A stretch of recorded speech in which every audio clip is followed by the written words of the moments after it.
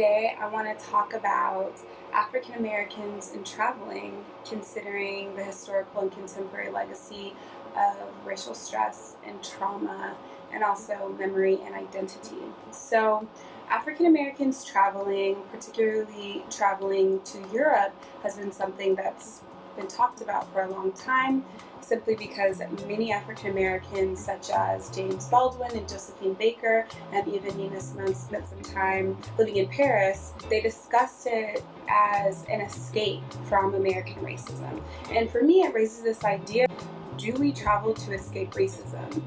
Is it possible for African Americans to transcend or depart their blackness, or at least what they might feel as a psychological arrest that blackness has over them in the United States because of racism and racial discrimination and prejudice and bigotry, and even the memories that we have of experiencing those things in the past? There have been a couple of things that I've been reading that I think offer some really interesting insights to this.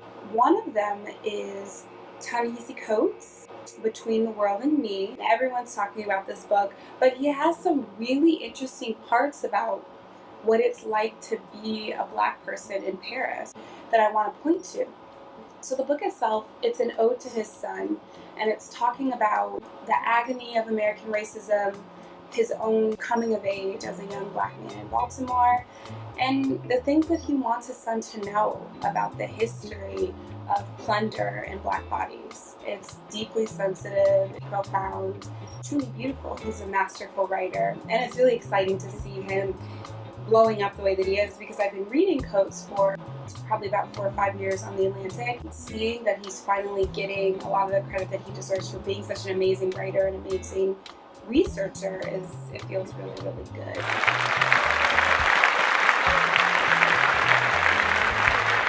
He says to his son on page 103, "In America, it is traditional to destroy the black body. It is heritage."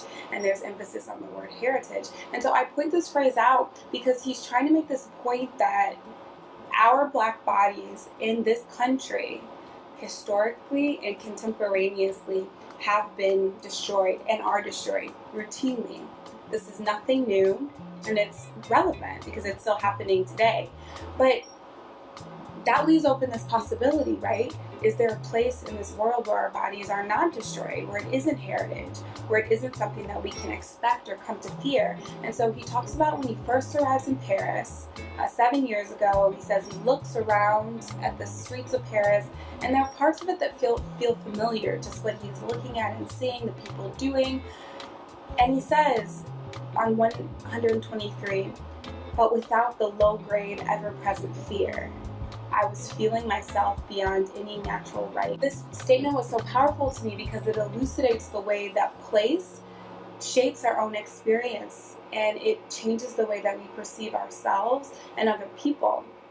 And he continues on, he's talking about struggling to speak French, and he's having a magnificent meal, and he still feels this kind of weight, he says, these generational chains and this loneliness that, in a sense, he's far outside of someone else's dream.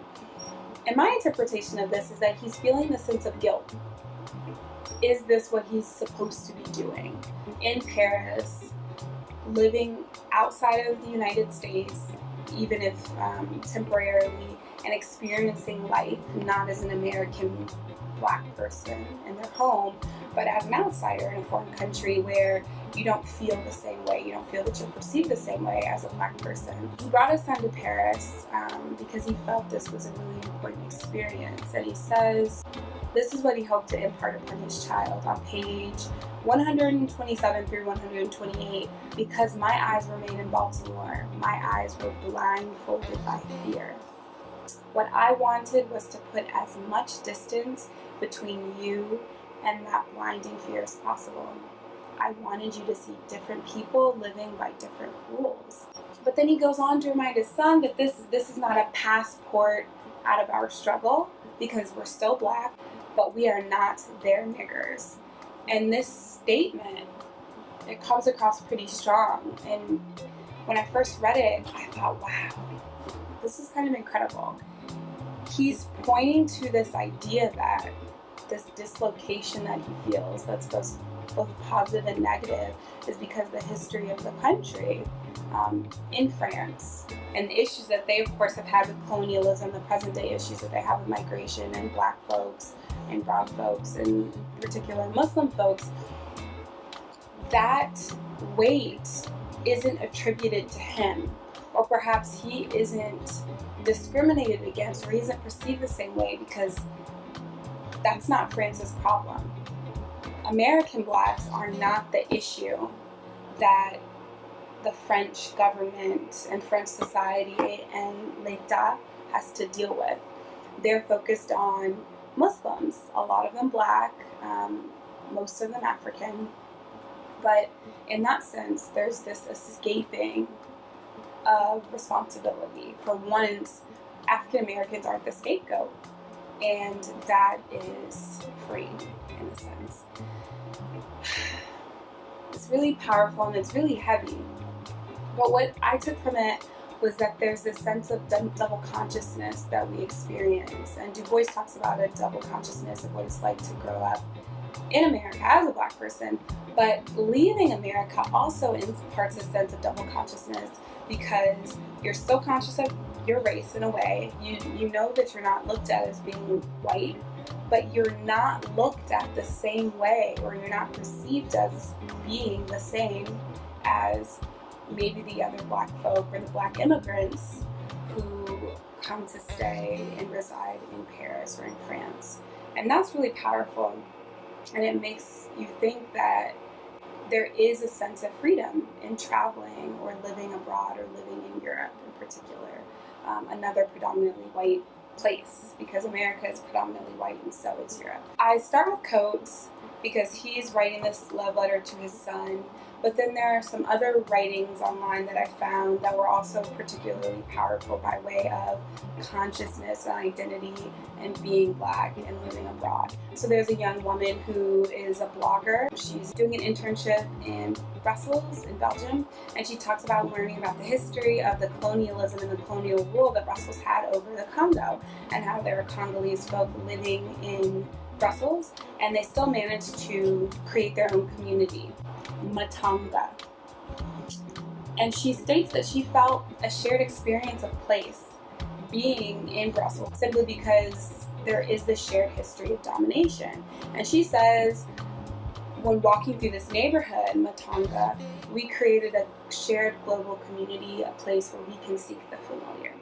So she's talking about the consciousness of seeking out blackness in a different context. In the United States, there's a history of domination, there's a history of degradation and subordination. And then in Brussels, there's a similar history there, but even if you're not directly related to it, you can relate to it in a positive way, or in a sense that makes you feel good about being in that space. So Miss Ballard is referring to a different sense of consciousness when traveling while black. There's an Afro-Spanish blog about being a black person who's African but also Spanish in Spain. So right now I'm talking about African Americans traveling to Europe, but she posits this notion that if we live in Africa for at least some period of our lives, it's going to provide us some kind of psychological reprieve. She says, I definitely believe that every African descent person should live once in a life in Africa. I know this from my own experience. Your value of yourself changes and you stop being a vulnerable minority. This is useful for many healthy and pragmatic reasons. You also get to acknowledge the good aspects of your home country. This is another possibility for us to consider, and another way to kind of push the boundaries of identity and belonging and space and place, right? You can go to Europe because we have all these fanciful notions that Europe is a super liberated place. It's very free. They have stronger social safety nets. It's a blend of cultures. They have more powerful money. It's easy to travel from place to place. And you're a voyeur in a sense. You're a tourist. But this person is offering up this idea that what if we lived in Africa? Because then we don't have to feel like an outsider. Because if you're Miss Ballard or you're Ta-Nehisi Coates, you're still going to have the sense that you're somewhat of an outsider. So that's a different way to think about traveling to escape racism. Finally, I want to close with a quote from the legendary Mr. James Baldwin. He left to live in Paris in 1948, and he said, African Americans discover in Paris the terms by which they can define themselves. It's the freedom to work beyond the assumptions of what we can and can't do as African Americans. It's a different rhythm and pace. We can imagine ourselves in new ways in that space. And this is back to the liberation piece. There is some sense that we're not fully free in this space of America, regardless of where you live. You're pushing up against these boundaries in this historical memory and contemporary reality of racism. But we can find a new way to imagine ourselves and all that we can do and who we really are by traveling elsewhere. So what do you guys think about that? Is traveling to escape racism, is it something that ultimately you're going to end up realizing you can never do because you are Black? Is it just trying to run away from your problems? Is it abandoning your community? I mean, what if every African American decided that they were going to attempt to live in Europe, right? What would that actually look like, and how would that change the way our reception might be in Europe, right? And then also the ways in which all of the issues around war and globalization, climate change are pushing a lot of Africans up to Europe, and they're experiencing a lot of issues with being received, a lot of Islamophobia, and then also Afrophobia, which I want to discuss more in later videos. I'm really interested to hear people's experiences traveling abroad. How did they feel? Do you relate to any of these? Do you not relate to any of these? I have spent some time in Europe. I've spent a little over a year living in Europe 2 different times. And I would be happy to talk about my own experiences as a Black woman in a different video. But this is just the first step into engaging with what it means to imagine an Afro-Europe or an Afro-American Europe, and why people travel and why people move, and the importance of kind of considering these questions for our own selves to stretch our own identities. So thank you so much for watching. Please remember that even if you don't agree, consider that this is in the realm of possibility. We get to create so many new possibilities together, and that is what I hope to do here. Well, the girls with the book in the club, with the reading glasses on, getting shook in the club, reading Ta-Nehisi Coates, humming Spotty Yachty Dope, with the wild, let them drag me here, look in the club.